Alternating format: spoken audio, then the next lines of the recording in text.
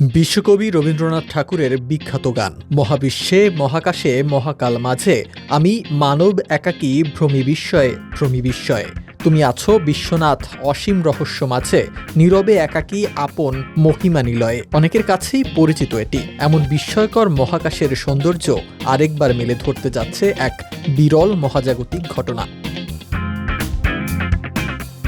বৃহস্পতিবার সন্ধ্যায় আকাশে দেখা যাবে ৬টি গ্রহ একই সারিতে। সূর্যাস্তের ৪৫ মিনিট পর থেকে এই গ্রহমেলা শুরু হবে। দক্ষিণ এশিয়ার প্রায় সব দেশ থেকেই ২৫ জানুয়ারি পর্যন্ত এই দৃশ্য উপভোগ করা যাবে।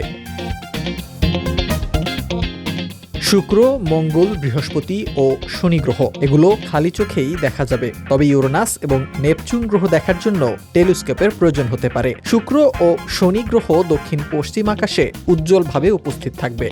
বৃহস্পতিবার দক্ষিণ পূর্ব দিকে এবং মঙ্গল পূর্ব আকাশে দেখা যাবে।